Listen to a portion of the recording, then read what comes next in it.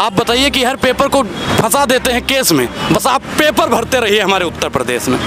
यहाँ पे अगर आप पेपर भर देते हैं कोई भी परीक्षा फॉर्म तो आपको केस में उलझा दिया जाएगा साहब, उसका कोई परिणाम निकलने वाला नहीं है। मिर्जा गालिब जी ने लिखा था कि हमको मालूम है जन्नत की हकीकत, लेकिन दिल बहलाने का गालिब ख्याल अच्छा है। हकीकत ये है, टोंग टिंग पेटीएम पे 500 रुपए प्राप्त हुए, वो आएंगे, उसके लिए भैया आप बेफिक्र रहिए। और विकास का मतलब क्या है? विकास के चक्कर में इस देश में महंगाई पैदा हो गई, मंदी पैदा हो गई, जीएसटी पैदा हो गई, बेरोजगारी पैदा हो गई, भूखमरी पैदा हो गई, लेकिन इस देश में साहब विकास नहीं पैदा हो पाया। जांच कब होगा? लश्कर भी तुम्हारा है, सरदार भी तुम्हारा है, तुम सच को झूठ लिख दो, अखबार भी तुम्हारा है। इस दौर के फरियादी जाए तो कहाँ जाए? अदालत भी आपकी है, सरकार भी आपकी है। हमारे साथ अनुराग ओझा हैं। आपने इनको दिल्ली में देखा होगा मेरे साथ, लेकिन इस समय लखनऊ की धरती पर हैं और बहुत अच्छे, अगर बात करें युवाओं में तो राजनीति का बहुत अच्छा एनालिसिस है इनके पास, बहुत अच्छी तरीके से राजनीति को परखते हैं। तो राहुल गांधी उत्तर प्रदेश की राजनीति पर बात करेंगे अनुराग ओझा से। अनुराग जी, सबसे पहले स्वागत है आपका उत्तर प्रदेश की धरती पर। धन्यवाद सर। सवाल ये है कि जो न्याय यात्रा चल रही है, बहुत लोगों ने कहा कि राहुल गांधी की जो न्याय यात्रा है, इससे पहले जो उन्होंने यात्रा की थी उसमें 3 राज हार गए, कांग्रेस 3 राज हार गई, लेकिन जो ये न्याय यात्रा लोकसभा चुनाव को लेकर कितना मायने रखती है? देखिए, लोकसभा चुनाव में जो इनका अहम मुद्दा, जो 5 इनके तत्व हैं, युवा, महिला, किसान, भागीदारी और न्याय, श्रमिक, मतलब इन चीज़ों से कहीं ना कहीं भारतीय जनता पार्टी भागती नजर आ रही है। युवाओं की अगर आज बात की जाए तो अभी उत्तर प्रदेश में ही 2 दिन पहले पेपर हुआ। आप बताइए कि 60,244 वैकेंसी निकली, 50 लाख से ज़्यादा युवाओं ने फॉर्म भरा। सरकार ने कहा जांच के गठन किए गए हैं। जांच कब होगा? लश्कर भी तुम्हारा है, सरदार भी तुम्हारा है, तुम सच को झूठ लिख दो, अखबार भी तुम्हारा है। इस दौर के फरियादी जाए तो कहाँ जाए? अदालत भी आपकी है, सरकार भी आपकी है।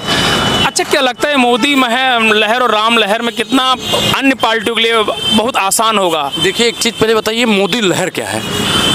अरे मोदी लहर, उन्होंने कहना है 370 पार, 370 प्लस 400 पार सीट पार है। देखिए, प्रधानमंत्री नरेंद्र मोदी जी ने पहले स्पष्ट कर दिया 400 पार। हाँ। अरे हम तो कह रहे हैं कि मोदी जी को कहना चाहिए 543 पार। हाँ। 545 पार। अब एक चीज बताइए कि उन्होंने साफ कह दिया कि हम 400 पार हैं, मतलब ईवीएम विकास कितना? भाई सुनिए भाई, विकास कौन सा विकास?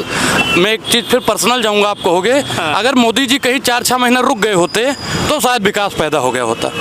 विकास इस देश में नहीं पैदा हुआ है साहब। और विकास का मतलब क्या है? विकास के चक्कर में इस देश में महंगाई पैदा हो गई, मंदी पैदा हो गई, जीएसटी पैदा हो गई, बेरोजगारी पैदा हो गई, भूखमरी पैदा हो गई, लेकिन इस देश में साहब विकास नहीं पैदा हो पाया। उत्तर प्रदेश में 80 सीटें हैं लोकसभा की, क्या लगता है? इंडिया अलायंस की साहब 70 से प्लस सीटें जाने वाली हैं। 70 प्लस है? 70 प्लस। जोक मार रहे हैं या हकीकत कर? नहीं भाई, हकीकत। हाँ। आप एक चीज बताइए, इंडिया अलायंस की बात की है, यहाँ तो अलायंस तो अलाइनमेंट बिगड़ता नजर आ रहा है उसका। नहीं, ये आप कह रहे हैं, हम नहीं कह रहे हैं। नहीं, तो आप नहीं दिख रहा। आ गया स्टेटमेंट आ गया कि हम गठबंधन नहीं कर रहे हैं, हम तोड़फोड़ कर रहे हैं, ऐसा कोई स्टेटमेंट नहीं आया। स्टेटमेंट नहीं, तो फिर आप अपने मन से क्यों कह रहे हैं? बात हमको मालूम है आपकी हकीकत, आपकी हकीकत हमको मालूम है। क्या हकीकत मालूम, बताइए तो सही। मिर्जा गालिब जी ने लिखा था कि हमको मालूम है जन्नत की हकीकत, लेकिन दिल बहलाने का गालिब ख्याल अच्छा है। हकीकत ये है, टोंग टिंग पेटीएम पे 500 रुपए प्राप्त हुए, वो आएंगे, उसके लिए भैया आप बेफिक्र रहिए। देखिए, ये इस तरह का आरोप न लगे। अखिलेश यादव न्याय यात्रा में शामिल नहीं हुए तो कहीं ना कहीं लगा कि अंदर से दूरियां हैं, तभी शामिल नहीं हुए। ये शामिल होना वो हो सकता है कि कार्य कर रहे हैं और भी।